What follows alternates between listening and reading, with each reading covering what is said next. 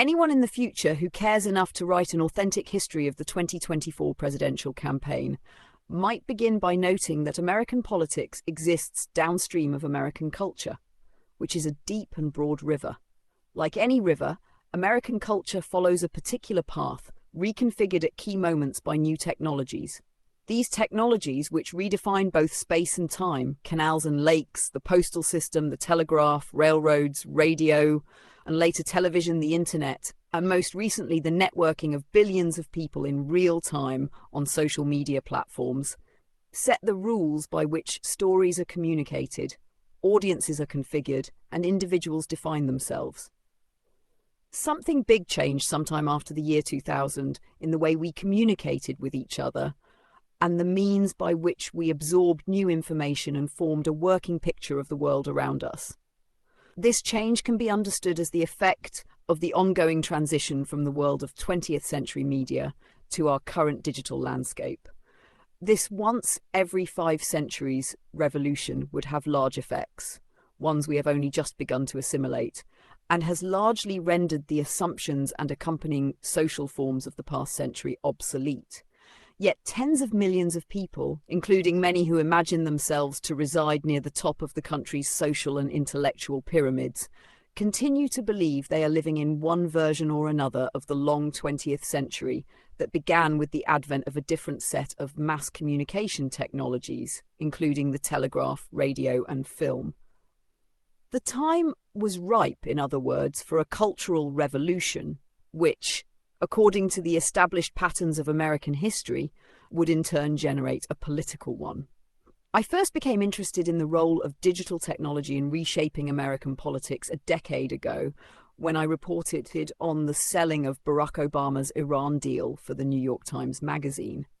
By the time I became interested in the subject, the outcome of Obama's campaign to sell the deal, his second term's policy cornerstone, was a fait accompli. The deal seemed odd to me, not only because American Jews were historically a key player in the Democratic Party, providing outsized numbers of voters, party organizers, and publicists, in addition to huge tranches of funding for its campaigns, but also because the deal seemed to actively undermine the core assumptions of US security architecture in the Middle East. The goals of this architecture were to ensure the steady flow of Middle Eastern oil to global markets while keeping US troops out of the region. A Middle East in which the US actively balanced a revisionist anti-American power like Iran against traditional US allies like Saudi Arabia and Israel seemed guaranteed to become a more volatile region that would require exactly the kinds of active US military intervention that Obama claimed to want to avoid. Nor did turning over major shipping lanes to Iran and its network of regional terror armies seem like a recipe for the steady flow of oil to global markets, which in turn helped ensure the ability of US trading partners in Europe and Asia to continue buying US-made goods. Seen through the lens of conventional American geopolitics, the Iran deal made little sense.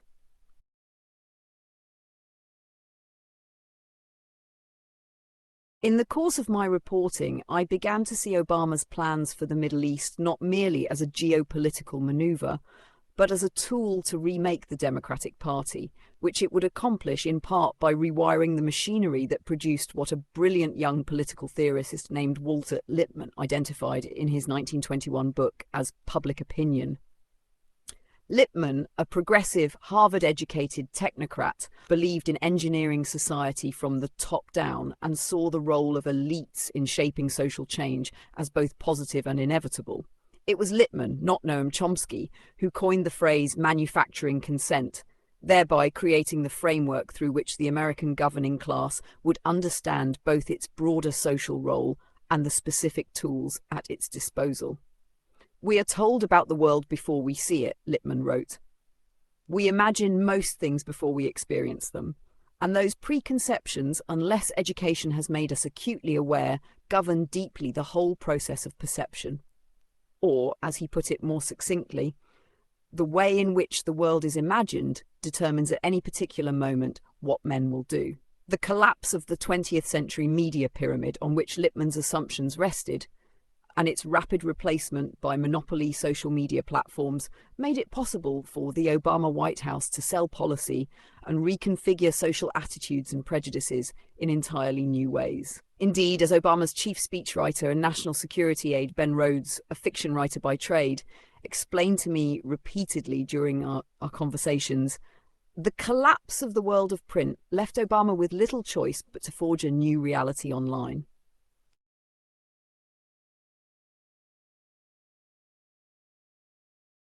When I wrote about Rhodes' ambitious program to sell the Iran deal, I introduced the term echo chambers to describe the process by which the White House and its broader network of think tanks and NGOs created an entirely new class of experts who credentialed each other on social media to promote assertions that would previously have been considered marginal or not credible.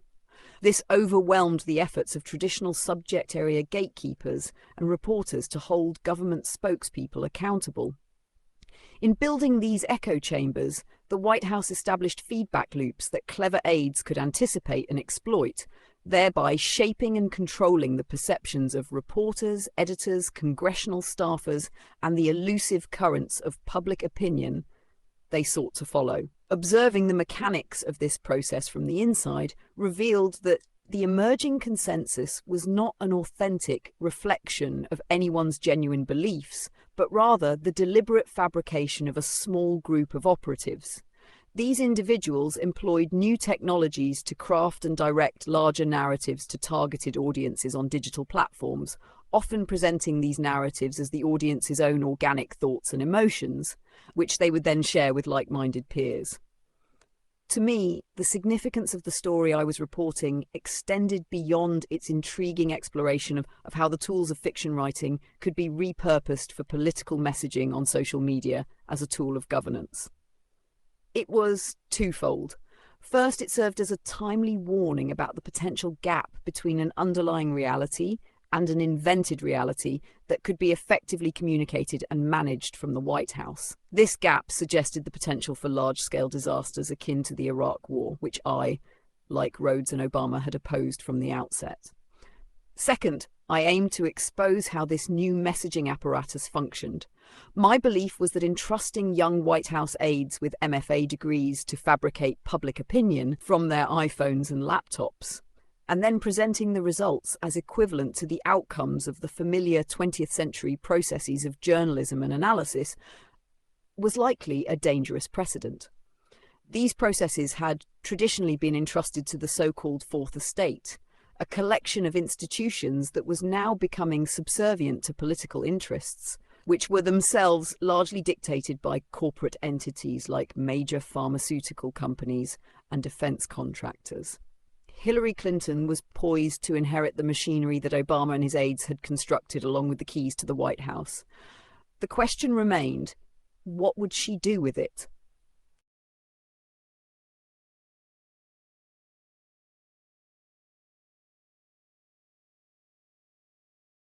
What I did not imagine at the time was that Obama's successor in the White House would not be Hillary Clinton, but Donald Trump. Nor did I foresee that Trump would himself become the target of a messaging campaign that would make full use of the machine that Obama had built, along with elements of the American security state. Being physically inside the White House, it turned out, was a mere detail of power. Even more substantial power lay in controlling the digital switchboard that Obama had built, and which it turned out he still controlled. During the Trump years, Obama used the tools of the digital age to craft an entirely new type of power center for himself, one that revolved around his unique position as the titular, though pointedly never named, head of a Democratic Party that he succeeded in refashioning in his own image, and which, after Hillary's loss, had officially supplanted the centrist Clinton neoliberal machine of the 1990s. The Obama Democratic Party, ODP, was a kind of balancing mechanism between the power and money of the Silicon Valley oligarchs and their New York bankers, the interests of bureaucratic and professional elites who shuttled between the banks and tech companies and the work of bureaucratic oversight, the ODP's own sectarian constituencies, which were divided into racial and ethnic categories like POC, MENA and Latinx. whose bizarre bureaucratic nomenclature signalled their inherent existence as top-down containers for the party's New Age spoils system, and the world of billionaire-funded NGOs that provided foot soldiers and enforcers for the party's efforts at social transformation. It was the entirety of this apparatus, not just the ability to fashion clever or impactful tweets, that constituted the party's new form of power, but control over digital platforms and what appeared on those platforms was a key element in signalling and exercising that power. The Hunter Biden laptop story, in which party operatives shanghaied 51 former high US government intelligence and security officials to sign a letter that all but declared the laptop to be a fake and part of a Russian disinformation plot, when most of those officials had very strong reasons to know or believe that the laptop and its contents were real, showed how the system worked. That letter was then used as the basis for restricting and banning factual reports about the laptop and its contents from digital platforms, with the implication that allowing readers to access those reports might be the basis for a future accusation of a crime. None of this censorship was official, of course. Trump was in the White House, not Obama or Biden. What that demonstrated was that the real power, including the power to control functions of the state, lay elsewhere. Even more unusual and alarming was what followed Trump's defeat in 2020. With the Democrats back in power, the new messaging apparatus could now formally include not just social and institutional pressure, but the enforcement arms of the federal bureaucracy, from the Justice Department to the FBI to the SEC. As the machine ramped up, censoring dissenting opinions on everything from COVID to DEI programs to police conduct to the prevalence and the effects of hormone therapies and surgeries on youth, large numbers of people began feeling pressured by an external force that they couldn't always name. Even greater numbers of people fell silent. In effect, large-scale changes in American mores and behavior were being legislated outside the familiar institutions and processes of representative democracy through top-down social pressure machinery, backed in many cases by the threat of law enforcement or federal action, in what soon became known as a whole-of-society effort.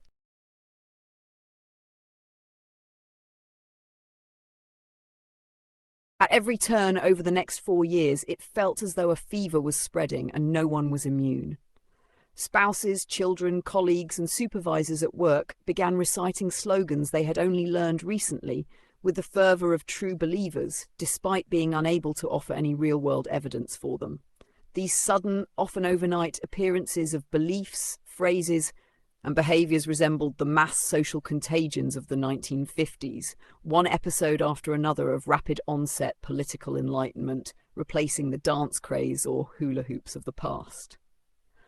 During the Trump years, Obama used digital tools to create a new kind of power centre for himself, one centred around his unique position as the titular, though deliberately unnamed, head of a Democratic Party that he succeeded in reshaping in his own image. Like those commercially driven crazes, there was nothing accidental, mystical, or organic about these new thought viruses. Catchphrases like defund the police, structural racism, white privilege, children don't belong in cages, assign gender, or stop the genocide in Gaza would emerge and take hold in meme-generating spaces like the Academy or activist organisations, then jump the fence or be intentionally spread into niche groups and threads on platforms like Twitter or Reddit. If they gained traction there, they would be adopted by key figures higher up in the Democratic Party, who used their control of larger messaging networks on social media to either amplify or suppress stories about these topics. These formerly fringe positions would then be treated as markers of what all decent people must universally believe, with those who opposed or resisted them cast as troglodytes and bigots. From there, causes could be turned into reality by state and federal bureaucrats, NGOs, and large corporations who would fly banners, place signs in bathrooms, create new holidays, and hire consultants to provide trainings for workers, all without any formal legislative process, vote, or significant backing from the electorate.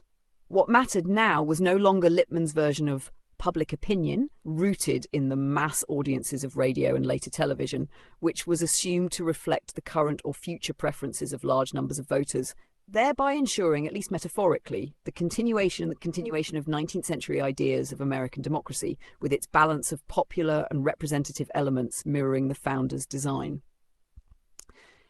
Instead, the newly minted digital version of public opinion was rooted in the algorithms that govern how fads spread on social media, where mass multiplied by speed equals momentum, speed being the key variable.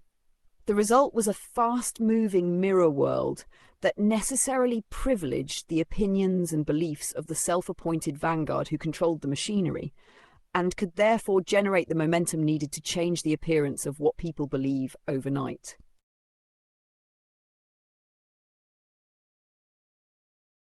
The unspoken agreements that obscured the way this social messaging apparatus worked, including Obama's role in directing the entire system from above, and how it came to supplant the normal relationships between public opinion and legislative process that generations of Americans had learned from their 20th century poli-sci textbooks, made it easy to dismiss anyone who suggested that Joe Biden was visibly senile, that the American system of government, including its constitutional protections for individual liberties and its historical system of checks and balances, was going off the rails, that there was something visibly unhealthy about the merger of monopoly tech companies and national security agencies with the press that threatened the ability of Americans to speak and think freely, or that America's large cultural systems, from education to science and medicine to the production of movies and books, were all visibly failing as they fell under the control of this new apparatus.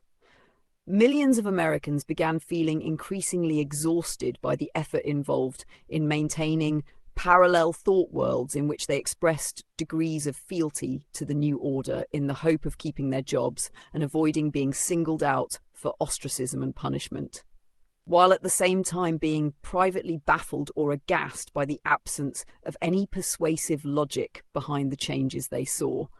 From the breakdown of law and order in major cities, to the fentanyl epidemic, to the surge of perhaps 20 million unvetted illegal immigrants across the US border, to widespread gender dysphoria among teenage girls, to sudden and shocking declines in public health, life expectancy and birth rates, until the fever broke. Today, Donald Trump is victorious and Obama is the loser. In fact, he looks physically awful, angry and gaunt, after a summer and fall spent lecturing black men and Americans in general on their failure to vote enthusiastically enough for his chosen heir, Kamala Harris, the worst major party presidential candidate in modern American history. The totality of Obama's failure left party donors feeling cheated. Even George Clooney now disavows him. Meanwhile, Trump and his party are in control of the White House, the Senate, the House of Representatives, and the Supreme Court. But reducing the question of what happened to Barack Obama's new American system to the results of a single election is in fact to trivialize the startling nature and ambition of what he built, as well as the shocking suddenness with which it has all gone up in smoke. The master political strategist of his era didn't simply back a losing horse. Rather, the entire structure he had erected over more than a decade, and which was to have been his legacy, for good or ill, has collapsed entirely. At home and abroad, Obama's grand vision has been decisively rejected by the people whose lives it was intended to reorder. The mystery is how and why neither Obama nor his army of technocratic operatives and retainers understood the fatal flaw in the new system, until it was too late. The theory and practice on which the rapid-onset political enlightenment of our digital era was based did not, in fact, begin with Barack Obama. He was, at first at least, the product being sold. Nor did it originate with the digital technology that has provided the mirror world with its startlingly speedy and effective and nearly universal circuitry.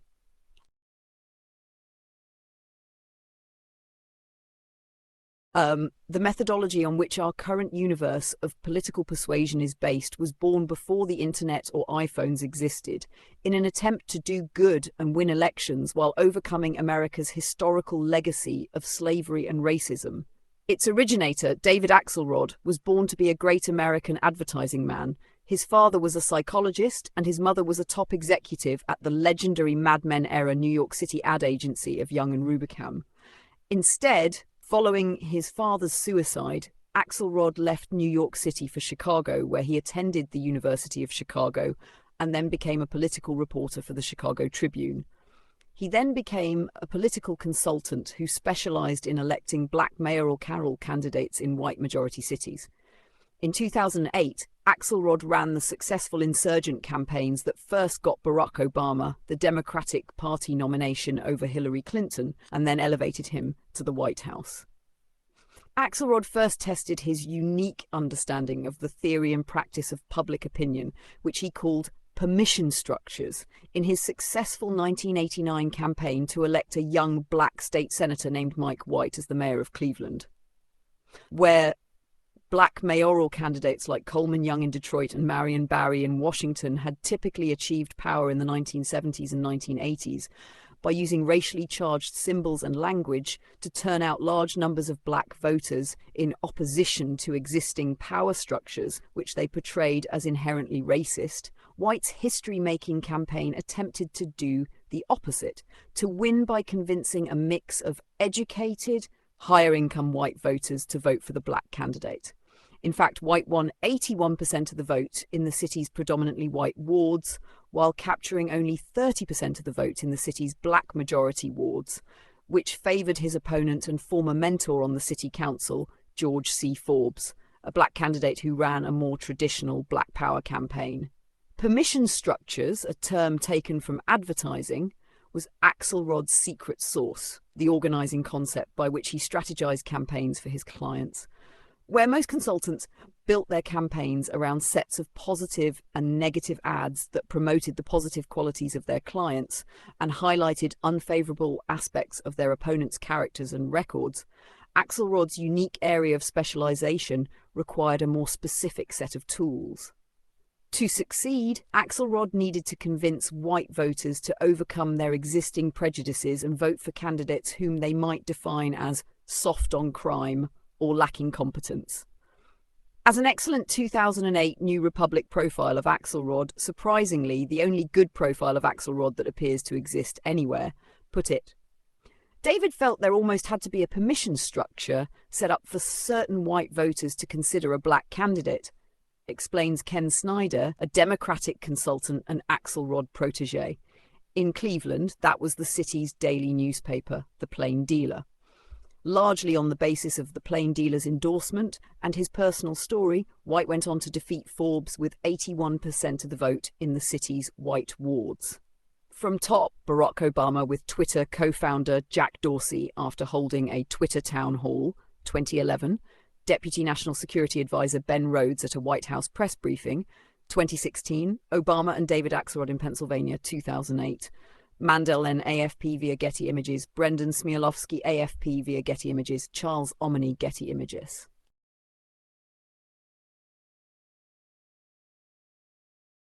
In other words, while most political consultants worked to make their guy look good or the other guy look bad by appealing to voters' existing values, Axelrod's strategy required convincing voters to act against their own prior beliefs. In fact, it required replacing those beliefs by appealing to the type of person that voters wanted to be in the eyes of others. While the academic social science and psychology literature on permission structures is surprisingly thin, given the real-world significance of Axelrod's success and everything that has followed, it is most commonly defined as a means of providing scaffolding for someone to embrace change they might otherwise reject. This scaffolding is said to consist of providing social proof. Most people in your situation are now deciding to, new information, changed circumstances, compromise. As one author put it, with many applications to politics, one could argue that effective permission structures will shift the Overton window, introducing new conversations into the mainstream that might previously have been considered marginal or fringe. By itself, the idea of uniting new theories of mass psychology with new technology in efforts of political persuasion was nothing new. Walter Lippmann based public opinion in part on the insights of the Vienna-born advertising genius Edward Bernays, Sigmund Freud's nephew and the inventor of modern PR. The arrival of television brought political advertising and Madison Avenue even closer together, a fact noted by Norman Mailer in his classic essay, Superman in the Supermarket, which channeled the insights of Vance Packard's The Hidden Persuaders. In 1968, the writer Joe McGinnis shocked at least some readers with The Selling of the President. His account of the making of Richard Nixon's television commercials, which showed Madison Avenue ad men successfully selling the product of Nixon like dish soap. The title of political consultant was itself a creation and a consequence of the television age, signalling the triumph of the ad man over the old-fashioned backroom title of campaign manager, a function introduced to national politics by Martin Van Buren, the little magician from Kinderhook, New York, who built the Democratic Party and elected Andrew Jackson to the presidency. It is not surprising, then, that following Axelrod's 1993 success in electing Harold Washington as the first black mayor of Chicago, Barack Obama, already imagining himself as a future president of the United States, would seek out the Chicago-based consulting wizard to run his campaigns. But Axelrod wasn't interested. In fact, Obama would spend more than a decade chasing Axelrod, who was far better connected in Chicago than Obama was, in the hopes that he would provide the necessary magic for his political rise. The other Chicago kingmaker that Obama courted was Jesse Jackson Sr., whose Operation Push was the city's most powerful black political machine, and who liked Obama even less than Axelrod did. The reality was that Obama did best with rich whites, like the board members of the Joyce Foundation and the Pritzker family.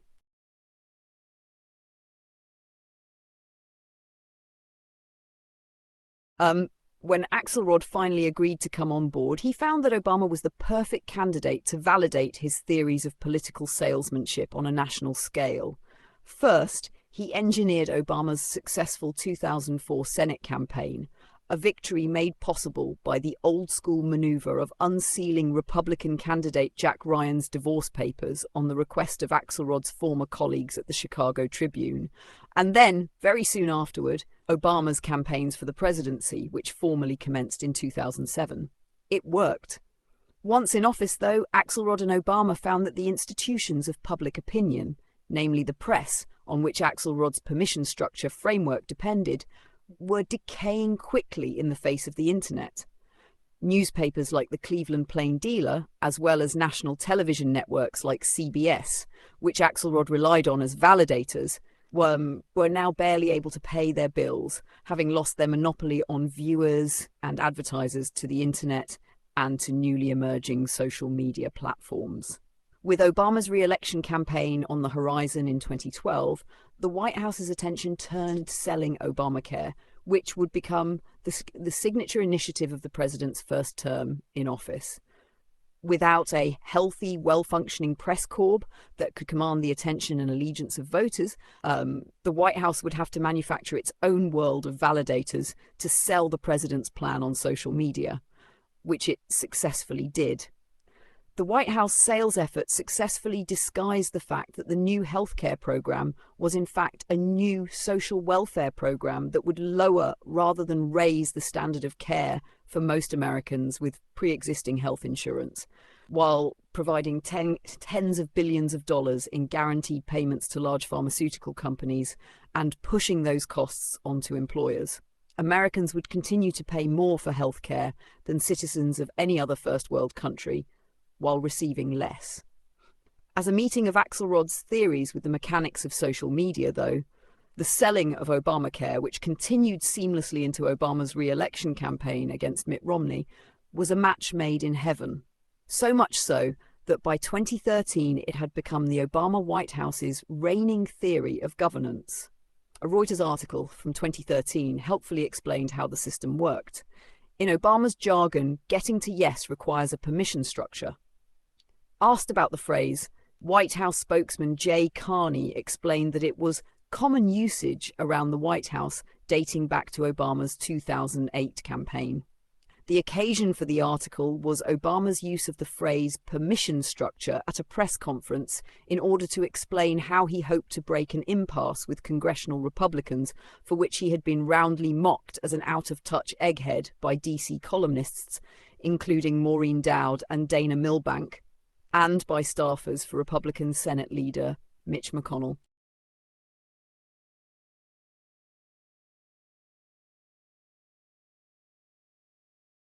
The joke was on them. What the White House understood, and which I came to understand through my reporting on the Iran deal, was that social media, which was now the larger context in which former prestige legacy outlets like the New York Times and NBC News now operated, could now be understood and also made to function as a gigantic automated permission structure machine. This means that with enough money, operatives could create and operationalize mutually reinforcing networks of activists and experts to validate a messaging arc that would short-circuit traditional methods of validation and analysis, leading unwary actors and audience members alike to believe that things they had never believed or even heard of before were in fact not only plausible, but already widely accepted within their specific peer groups. The effect of the permission structure machine is to instill and maintain obedience to voices coming from outside yourself, regardless of the obvious gaps in logic and functioning that they create.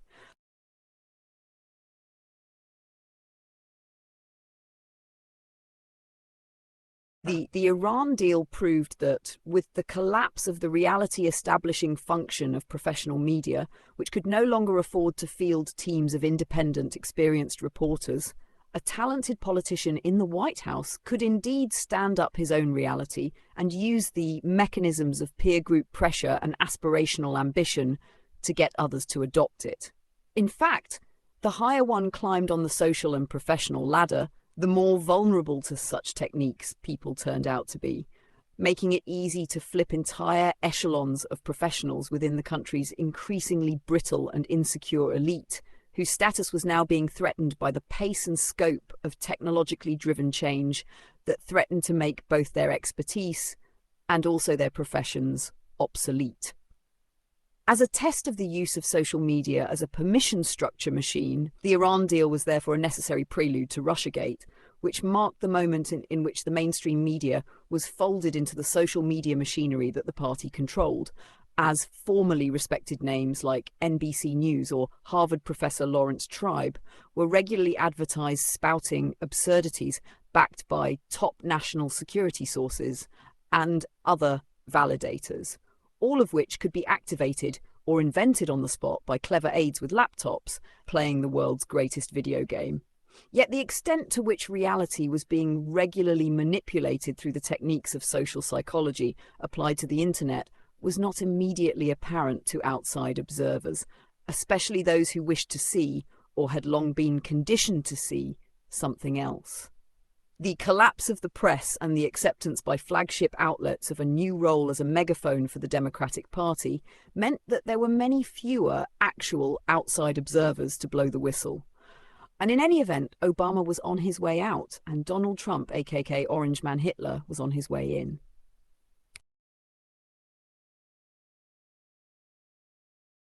The conspiratorial messaging campaign targeting Trump as a Kremlin-controlled asset who had been elected on direct orders from Vladimir Putin himself seemed more like the plot of a dark satire than something that rational political observers might endorse as a remotely plausible real-world event. Having reported on the Iran deal made it easy to see that Russiagate was a political op being run according to a similar playbook by many of the same people. Familiarity with the Iran deal made it easy for reporters at Tablet, particularly Lee Smith, to see Russiagate as a fraud from the beginning and to see through the methods by which the hallucination was being messaged by the mainstream press. What surprised me was how alone my colleagues were, though. The existence of dedicated journalistic observers who saw their allegiance as being to readers and not to any political party was itself a feature of a 20th century system that was quickly going the way of the dodo. Observers who proclaimed their fealty to objective reporting practices and refused to identify with either political party no longer worked in the press, not after Trump was elected. To the extent that rational analysts of claims that the US president was controlled by the Kremlin still existed, they worked in academic political science departments at distant state universities, and their voices were buried under an avalanche of permission structure propaganda amplified often several times a day on the front pages of the Washington Post and the New York Times, which would win Pulitzer Prizes for publishing nonsense, Needless to say, the model of politics in which operatives are constantly running permission structure games on the body politic, assisted by members of the press and think tankers eager to be of service to the party, has more in common with pyramid schemes and high-pressure network marketing scams than it does with reasoned democratic deliberation and debate. At this point, it hardly seems controversial to point out that such a model of politics is socially toxic.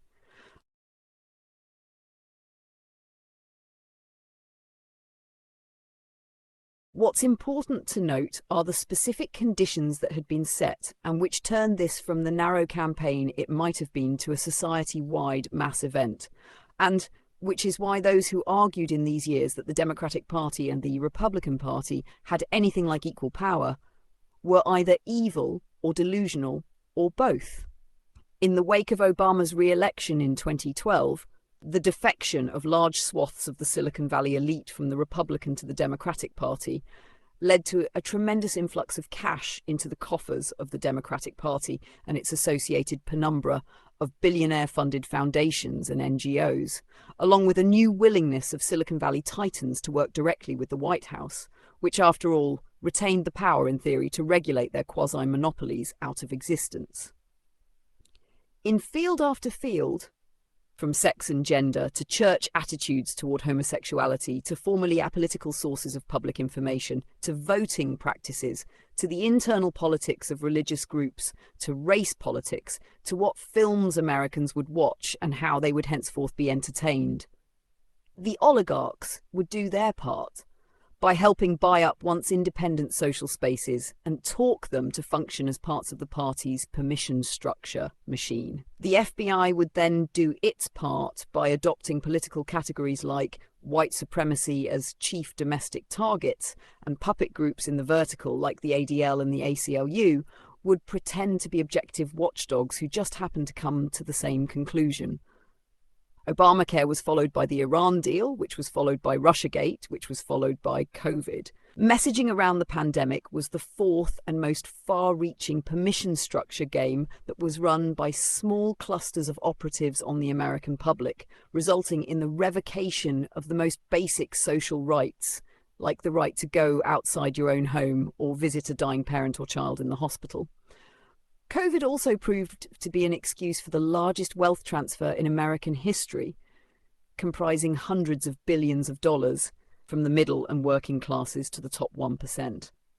Most ominously, COVID proved to be a means for remaking the American electoral system, as well as providing a platform for a series of would-be social revolutions in whose favour restrictions on public gatherings and laws against looting and public violence were suspended due to manifestations of public opinion on social media.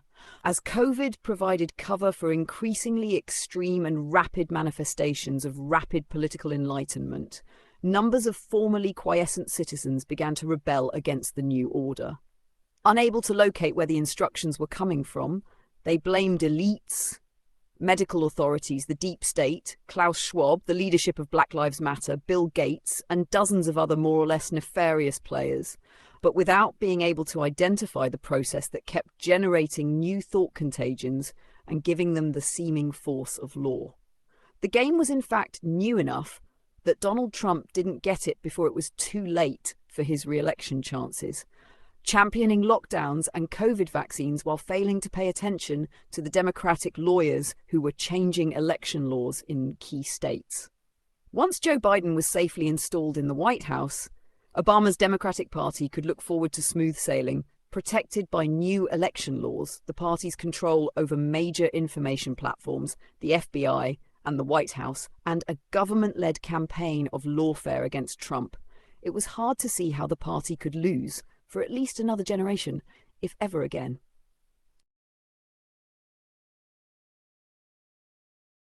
At this late stage in Western cultural history, the modern itself has become a notably outdated category. Whether referring to a person, a thing, or a style, we now understand exactly how it behaves and how we are supposed to react. The modern is akin to a character in an early Evelyn Waugh novel, unshaken in the face of the new. Then there is the conservative who rejects the new in favour of the timeless verities of the Greeks or the Church. Both figures are rightfully comic, with a touch of the tragic or perhaps the reverse. The judgment lies in the eye of the beholder, meaning you and me. However, the permission structure machine that Barack Obama and David Axelrod built to replace the Democratic Party is neither modern nor conservative in essence.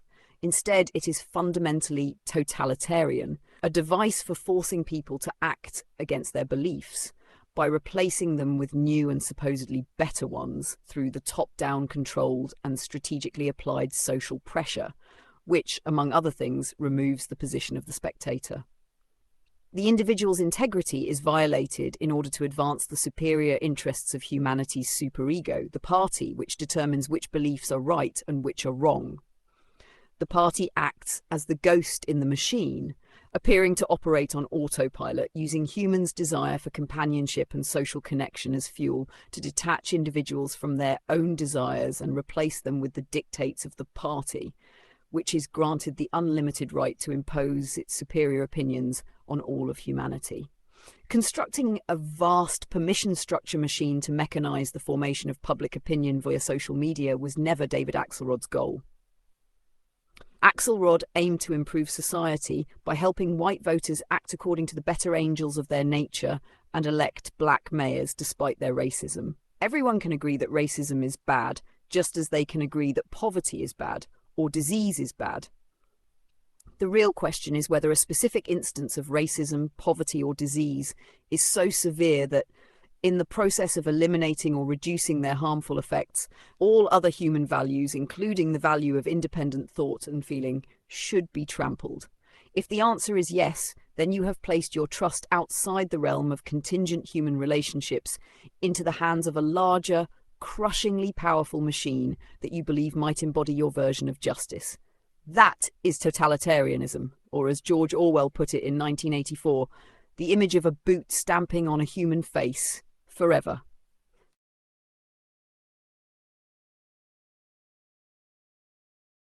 Every form of totalitarianism is unique. Nazi fascism was unique in its racist animus toward the Jews, who were responsible for the opposing sins of capitalism and communism alike, and also for the industrial efficiency in which the Nazi program of mass slaughter was carried out. Soviet communism was unique in that it lasted much longer than Nazism did, and for the distinctive type of cynicism to which it gave rise. If the end product of Nazism was Auschwitz, and then the end product of Soviet communism was the humour of the breadline. Soviet cynicism was a natural product of how the Soviets decided to rule, which was to demand absolute external compliance to party dictates in word and deed, while at the same time allowing its subjects a separate space to think their own thoughts, provided that they never acted on those thoughts. The natural outcome of the Soviet system was compliance without belief. Twitter was worth more to Elon Musk than it was to anyone else with the money to pay for it. He understood Twitter and the permission structure machinery better than its would-be operators did. The effect of the permission structure machine is to instill and maintain obedience to voices coming from outside yourself, regardless of the obvious gaps in logic and functioning that they create. The clinical term for this state is schizophrenia, which is a term that had a deep hold over the 20th century modern literary and social imagination, from popular works like I Never Promised You a Rose Garden and theorising by R.D. Laing, The Divided Self, and de Deleuze, Anti-Oedipus, Capitalism and Schizophrenia. Among the superior works of literature in this genre are Ken Kesey's One Flew Over the Cuckoo's Nest, Sylvia Nassar's A Beautiful Mind, the singular House of Leaves, Greg Bottom's memoir Angelhead, and many dozens of other books. The expected reaction within the genre to hearing such voices is horror. This was not always the case, though. Neither Greek nor Hebrew literature, which are the two great narrative streams out of which what we know today as Western culture was formed, appear to have any equivalent to what we identify today as internal monologue. Instead, they are filled with talking bushes, plants, and animals. Above all, they are filled with the voices of gods, including God, which talk to humans in nearly every physical location imaginable, from mountain tops to the road to Damascus. Abraham, Moses, Ezekiel, Jesus, and Paul all heard voices. According to the Princeton University scholar Julian Jaynes, author of The Origin of Consciousness in the Breakdown of the Bicameral Mind, human consciousness did not arise as a chemical biological byproduct of human evolution, but is instead a learned process based on the recent development and elaboration of metaphorical language. Prior to the development of consciousness, Jaynes argues, humans operated under a previous mentality he called the bicameral, two-chambered mind, where in place of an internal dialogue, bicameral people regularly experienced auditory hallucinations directing their actions.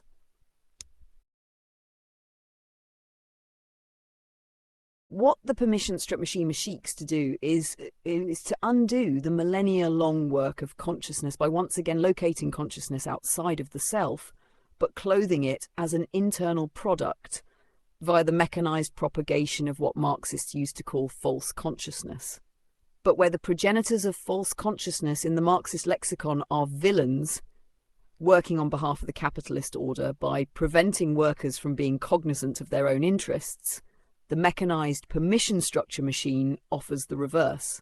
The false consciousness it seeks to propagate is a positive instrument of the party's attempt to establish the reign of justice on earth, which is why the natural outcome of the automation of permission structures is not humour, however cynical, but institutionalized schizophrenia, instantiated within the structure of the bicameral mind. No matter how the bots that animate the mechanism position themselves for whatever low-end careerist purpose, the voices they listen to come from outside. They are incapable of being truth-tellers because they have no truth to tell. They are creatures of the machine. It took 3 powerful men, each of whom had the advantage of operating entirely in public and with massive and obvious real-world consequences, to rupture the apparatus of false consciousness that Obama built. In doing so, they saved the world, for the moment at least. While history will judge whether their achievements were lasting, it is clear that if they hadn't acted as they did, we would still be living inside the machine. The first of these men was Elon Musk, who is notable for having purchased Twitter in 2022, after Joe Biden had been safely installed in the White House, and the social media site appeared perhaps to be reaching the end of its usefulness for what was presented at the time and since as the wildly overblown price of $44 billion. Twitter was hardly identical with the permission structure machine that Barack Obama, David Axelrod, David Plouffe, Dan Pfeiffer, Ben Rhodes and the rest of Obama's operatives constructed in their takeover of the Democratic Party. The machine they built was much, much bigger than any social media platform. However, due to its first mover advantage and the role it played within the sociology of journalism and other allied professions, Twitter was positioned to play an obvious and key role in the work of social signalling and coordination by which the party's permission structure machine functioned. Twitter's significance as part of the party's permission structure machinery was key in part because, as the history of platform companies like Facebook, Google, Uber, Instagram and TikTok shows, advantages of scale tend naturally toward localized monopolies. Twitter could play the signaling and coordinating function that it did, in part because it was a monopoly, which is why Obama, Axelrod, Plouffe, etc. all had Twitter accounts. It's why the FBI came on board Twitter, to ensure that the tilt of the platform was coordinated with the FBI's role in the party's whole-of-society censorship efforts, whether directed against disinformation or COVID measures or white supremacy or Donald Trump or insurrectionists. So why sell a key module in the permission structure machine to Elon Musk? Part of the reason appears to be price. The $44 billion that Musk eventually paid appears to be at least twice what any other plausible team of bidders offered. It is certainly possible that having decided to sell Twitter, the company's board was stuck, both practically and legally, when Musk decided that price was not an object, and that he was willing to massively outspend any other possible bidder. Twitter's board, and whoever they consulted within the ODP vertical, may have imagined that Musk would find an excuse to pull out of the deal, which he appeared at several points to be doing, though his reluctance may well have been a negotiating tactic. It is certainly plausible that someone in Obama's universe saw the danger in selling Twitter to Musk. That it happened anyway suggests, as in the case of the lawfare campaign against Trump, that they hubristically believed in their own propagandistic accounts of their adversary as venal, corrupt and weak, and of their own practical and moral superiority. Unable to think outside their own box, they may have reasonably expected that Musk could be constrained by the need to keep his advertisers by retaining the existing tilt of the platform's algorithms for as long as the platform itself continued to matter. To keep Musk in line, the party could cut the platform's advertising revenues by half or more at will by having its adjuncts in the censorship business label it a sinkhole of racism and depravity and getting it banned from Europe and other global markets. As the reputational costs spread, Musk would have no choice but to eat a loss of tens of billions of dollars and sell, or else face the destruction of his other businesses, which the party could speed up by cancelling contracts with NASA and other government agencies and opening multiple SEC and Justice Department investigations that would further augment his reputational risk until he agreed to kiss the ring. Where this analysis went wrong is the same place that the Obama team's analysis of Trump went wrong. The wizards of the permission structure machine had become captives of the machinery that they built, bullying large numbers of people into faddish hyperconformity by controlling the machinery of social approval may require both money and technique, but it is not art or thought. In fact, it is something like the opposite of thought.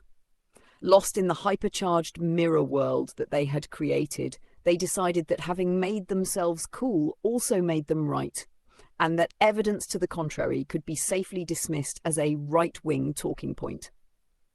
Obama's operatives shared the same character flaw as their master, a kind of brittle Ivy League know-it-allness that demanded that they always be the smartest person in the room.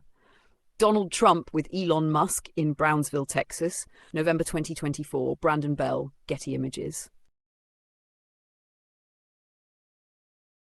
Musk, meanwhile, was entirely and sincerely his own man, a privilege that came in part from being the richest man in America and in part from the nature of his businesses, which the Obama cadres appear to have misunderstood. Musk may have paid twice as much as the next highest bidder for Twitter, if such a bidder actually ever existed. Except it was also true that, as a business proposition, Twitter was worth more to Elon Musk than it was to anyone else with the money to pay for it. That's because the value that Musk creates in his companies is a unique blend of high imagination and physical products which function as memes. In this area, at least, he understood Twitter and the permission structure machinery better than its would-be operators did. Buying a Tesla or buying stock in Tesla is different than buying a share of stock in GM or Daimler-Benz, or even Google and Facebook, because you are buying a share in Elon Musk. A 21st century master technologist who is uniquely capable of imagining the very biggest things and turning them into physical realities. Musk's companies are worth hundreds of billions of dollars because of Elon Musk's unique ability to incarnate dreams and make teams of talented people believe them too. His investors are buying pieces of those dreams, which are magic, components of a self-validating belief system that puts its faith in the power of the individual believer. Faced with the party's regime of increasing direct censorship over social media, Musk was aware, in a way his adversaries were not, that the party's ambitions to control content meant that he was coming perilously close to losing control over his own personal dream space, which provides a large share of the value of his companies. Once Donald Trump, a former president of the United States, was thrown off Twitter, the equation became quite obvious. Either the party would control Twitter, in which case Elon Musk was next up for shadow banning, fact-checking and eventual exile, at a cost of however many hundreds of billions of dollars to his personal brand, i.e. his companies, or else Musk could assert his own control over that space by buying Twitter. When measured against the likely losses that would result from being silenced and thrown off the site, and his likely subsequent difficulties in raising public and private capital, $44 billion was therefore an entirely reasonable cost for Musk to pay. The hitch in Musk's plan to buy Twitter was that it relied on the party being stupid enough to sell it to him. Luckily, unbelievably, they were that stupid, while crowing loudly that Musk was a sucker. It is clear by now that the Obama party were the suckers, not Musk. In fact, the party's belated war on Twitter's new owner only served to convince other Silicon Valley oligarchs that whatever reputational risks they might incur by backing Donald Trump would be outweighed by the direct risks that party weaponization of federal regulatory structures, which gave it effective control of markets and banks, would pose to their businesses. By letting Twitter go, and then making war on its new owner in a belated attempt to get him to do their bidding, the Obama party showed both the scope of its ambition and also its hubris, a combination that split the country's oligarchy on the eve of the key election that would have allowed the party to consolidate its power. With Musk's X now open to all comers, the party's censorship apparatus was effectively dead. A new counter-permission structure machine was now erected, licensing all kinds of views, some of which were novel and welcome, and others of which were noxious. Which is how opinion in a free society is supposed to operate. Elon Musk's decision to buy Twitter was in turn a necessary precondition for the election of Donald Trump, which was in turn made possible by Trump's own split-second decision on July 13, 2024, to turn his head fractionally to the right while delivering a speech in a field in Butler, Pennsylvania. Trump's head turn was a perfect example of an event that has no explanation outside the favour of the gods, or whatever modern equivalent involving wind factors and directional probabilities you might prefer to the word God. Trump was fated to win, just as Achilles was fated to overcome Hector, because the gods, or if you prefer the forces of cosmic randomness, were on his side on that day, at that moment. That move not only saved his life by allowing him to escape an assassin's bullet, it revitalized his chi and set in motion a series of subsequent events that generated a reordering of the entire world. Then there was Israeli Prime Minister Benjamin Netanyahu, who gave the story a further epic dimension by returning to the original field of battle. Bibi, as you may recall, played the role of Obama's piñata during the fight over the Iran deal, fated to go down to defeat by opposing the will of a sitting US president on a foreign policy question that most Americans cared very little about. But this past summer, Netanyahu turned himself into the active party, with the means to reverse Obama's achievement and unveil the origins of his power grab by showing that the peace deal that he had sold to the American people, founded on the idea that Iran was itself a formidable adversary, was a mess of lies. Iran was not and never was a regional power capable of balancing traditional American allies. It was a totalitarian shithole regime that is deeply hated by its own people and throughout the region, entirely dependent on American backing in its efforts to gain a nuclear bomb. Netanyahu's decision to invade Rafah on May 6, 2024, was the culmination of two long and otherwise separate chains of events, whose consequences will continue to reverberate throughout the Middle East and also at home. Netanyahu had been promising to invade Rafah since February. The fact that he had not done so by May had become both a symbol of Israeli weakness and indecision in the face of a global onslaught of Jew hatred, as well as the continuing solidity of the regional power structure established by Obama's Iran deal. Within that structure, Israeli interests were held to be subordinate to those of Iran, which was allowed to finance, arm and train large terrorist armies on Israel's borders. Even when one of those armies decided to attack Israel in an orgy of murder and rape directed against civilians and recorded and broadcast live by the terrorists, Israel's response was to be limited by its subordinate place in the regional hierarchy, underlining a reality in which Israel was fated to grovel before the whims of its American master, and would sooner or later most likely be ground into dust. Benjamin Netanyahu addresses a joint meeting of Congress in the chamber of the House of Representatives at the US Capitol on July 24, 2024. Kent Nishimura, Getty Images. Israel could not strike Iran, nor could it directly strike Hezbollah, the largest and most threatening of the Iranian-sponsored armies on its border, except to retaliate tit-for-tat for Hezbollah's missile attacks on its civilian population. While it could invade Gaza, It could do so only while being publicly chided by US officials, from the President and the Secretary of State, for violating rules of wars that often appeared to be made up on the spot and were entirely divorced from common military practice and necessity. In particular, Israel was not to invade Rafah, a prohibition that ensured that Hamas could regularly bring in supplies and cash through the tunnels beneath its border with Egypt, while ensuring the survival of its command and control structure, allowing it to reassume control of Gaza once the war was over, thereby assuring the success of which was that Israel's military invasion of Gaza must serve as the prelude to establishing a Palestinian state, an effort in which Hamas was a necessary partner, representing the Iranian interest, and must therefore be preserved in some part, even after being cut down to size. Netanyahu's decision to override the US and take Rafah would turn out to be the prelude to a further series of stunning strategic moves, which would enable Israel to smash the Iranian regional position and take full control of her own destiny. After conquering Rafah in a campaign that the US had said would be impossible without large-scale civilian casualties, Netanyahu proceeded to run the table in a series of rapid-fire blows whose only real point of comparison is Israel's historic victory in the Six-Day War. In fact, given the odds he faced and the magnitude of the victories he has won, that comparison may be unfair to Netanyahu, who has provided history with one of the very few examples of an isolated local client redrawing the strategic map of the region against the will of a dominant global power.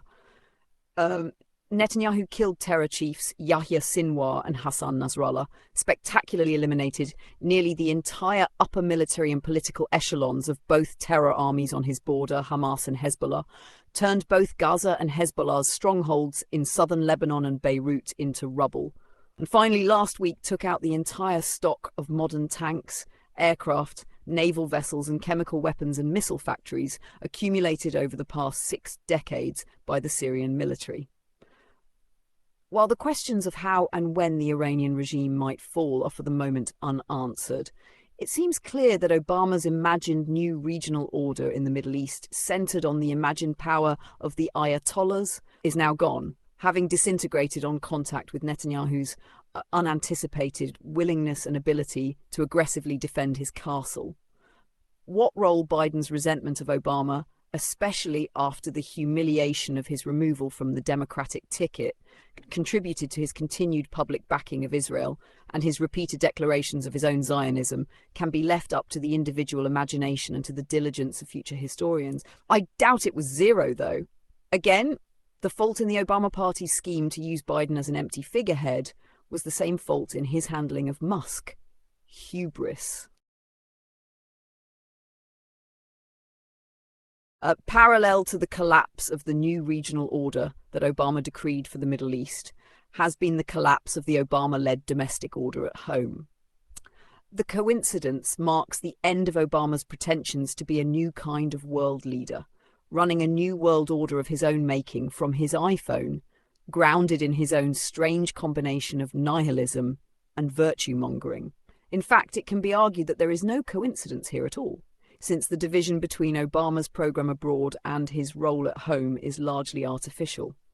At its core, Obama's Iran deal was an attempt to remake the Democratic Party in his own image by establishing fealty to the Ayatollahs as a litmus test for the party faithful, thereby elevating third worldist progressive POC elements within the party at the expense of Jews, who undermined the premises of DEI ideology by doing well on standardized tests and making money, and who were annoyingly loyal to Bill and Hillary Clinton, Obama's rivals for control of the party. Conversely, the recent disintegration of Obama's world-building project in the Middle East has helped to further collapse his mystique by showing that his grand vision for America's role in the world was founded on sand.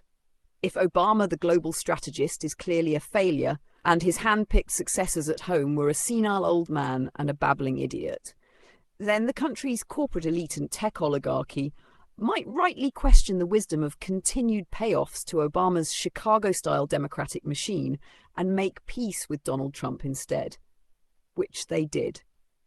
The same warning still stands, though.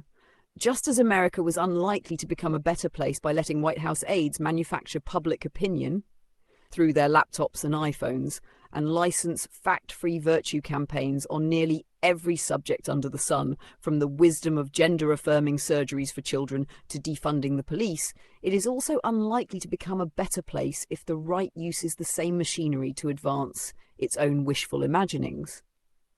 By costuming themselves in the robes of foreign churches while trumpeting the wonders of secret alien space technology and bemoaning the evils of the Allied side in World War II. In fact, the two groups share a great deal in common with each other, starting with their visceral dislike for the idea of American uniqueness. Exceptionalism is the master narrative of American greatness, and today its only true defender seems to be Donald Trump. At the end of the day, Elon Musk may take ketamine all day long while wandering the halls of his own mind in a purple silk caftan.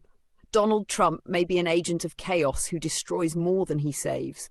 Benjamin Netanyahu may or may not make peace with the Crown Prince of Saudi Arabia, who may or may not turn out to be a good guy. Regardless of their faults, all three men shared a common trait at a critical moment in history. They trusted their own stubbornness against the mirror world of digitally based conformity.